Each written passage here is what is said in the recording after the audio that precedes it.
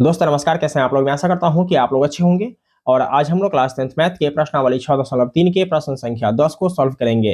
अगर आपको वीडियो अच्छा लगे तो एक लाइक कर दीजिएगा, और चैनल पर नए हैं तो चैनल को सब्सक्राइब करके बेल आइकन को प्रेस करके ऑल पे क्लिक कर लीजिएगा, जिससे हर आने वाली वीडियो का नोटिफिकेशन आपको समय समय पर मिलती रहेगी। तो आइए वीडियो शुरू करते हैं। प्रश्न संख्या 10 है, सी डी और जी एच क्रमशः कोण ए सी बी और कोण ई जी एफ के ऐसे समद्विभाजक हैं कि बिंदु डी और एच क्रमशः त्रिभुज ए बी सी और एफ ई जी की भुजाओं ए बी और एफ ई पर स्थित है। यदि त्रिभुज ए बी सी समरूप त्रिभुज एफ ई जी है तो दर्शाइए कि। यहाँ इस प्रश्न में कुल 3 भाग हैं। तीनों भागों को हम लोग इसी वीडियो में सॉल्व करेंगे। और इस प्रश्न में कोई भी आकृति नहीं दिया गया है। जैसे जैसे प्रश्न में कहा गया है उस तरीके से हम लोग एक आकृति बनाएंगे। तो यहाँ पर हमने आकृति बना लिया है। कहा जा रहा है सी डी और जी एच क्रमशः कोण ए सी बी और ई जी एफ के ऐसे समद्विभाजक हैं। तो यहाँ सी डी और जी एच ए सी बी और ई जी एफ, ठीक है, के समद्विभाजक हैं। मतलब कि दो बराबर भागों में बांट रहा है। ठीक। अब कह रहा है कि डी और एच क्रमशः त्रिभुज ए बी सी और एफ ई जी की भुजाओं ए बी और एफ ई पर स्थित है। ठीक है। तो ये डी बिंदु जो है ए बी पर स्थित है और एच बिंदु ई एफ पर स्थित है। ठीक है, या एफ ई पर स्थित है कह सकते हैं। ठीक है। अब हमें दर्शाना है भाग संख्या 1 में सी डी बटा जी एच बराबर ए सी बटा एफ जी। ठीक है। तो आइए जो चीज दिया गया है पहले इसको लिख लेते हैं, फिर आगे बढ़ते हैं। तो लिखेंगे हल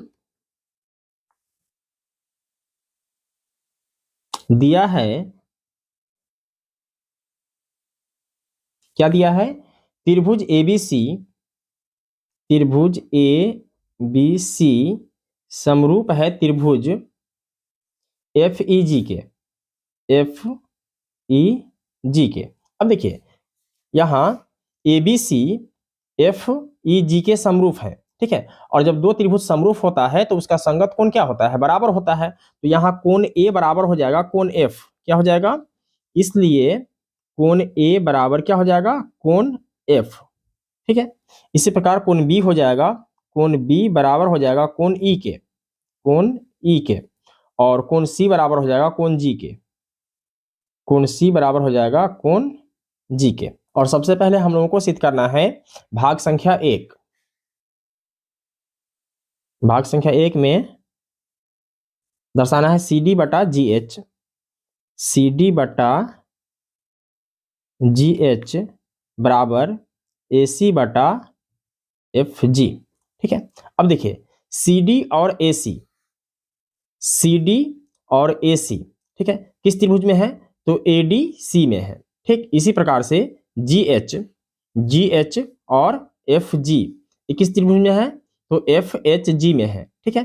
तो इन दोनों त्रिभुजों को सबसे पहले हमें समरूप करना पड़ेगा, और जब समरूप हो जाएगा तो इसका अनुपात हम आसानी से लिख सकते हैं। ठीक है। तो यहां चलेंगे इस त्रिभुज में, त्रिभुज ए डी सी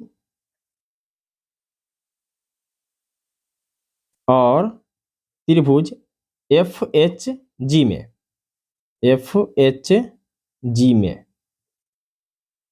ठीक है।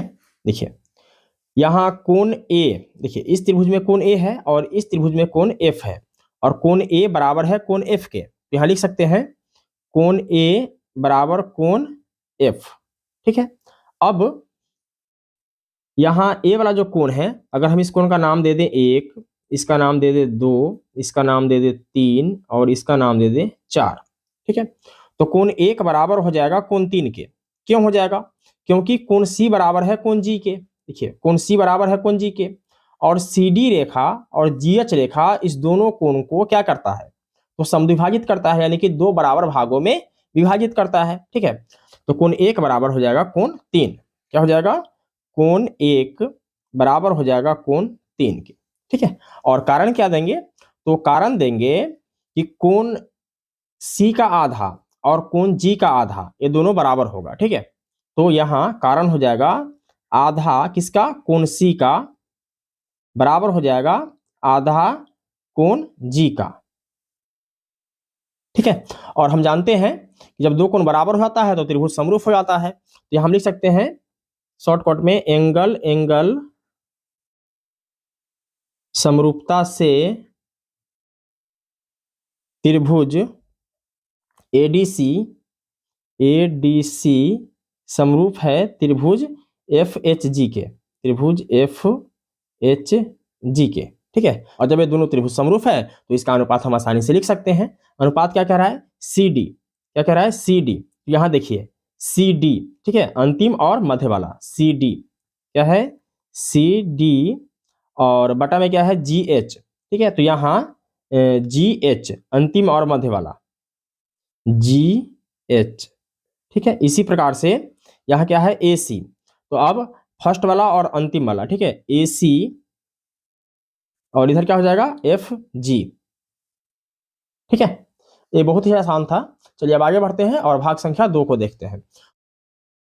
तो भाग संख्या 2 है त्रिभुज DCB समरूप त्रिभुज HGE के। ठीक है, तो जिन दो त्रिभुजों को हमें समरूप दिखाना है उसी में चलेंगे। तो लिखेंगे भाग संख्या 2 त्रिभुज DCB और त्रिभुज HGE। ठीक है, अब यहां देखिए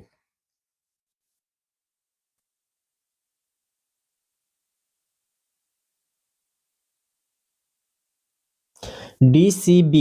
ठीक है, DCB ए वाला त्रिभुज और HGE ए वाला त्रिभुज। ठीक है, तो यहाँ कोण B बराबर हो जाएगा कोण E के। ठीक है, क्योंकि हमने ऊपर सिद्ध किया हुआ था। देखिए यहाँ कोण B बराबर कोण E है।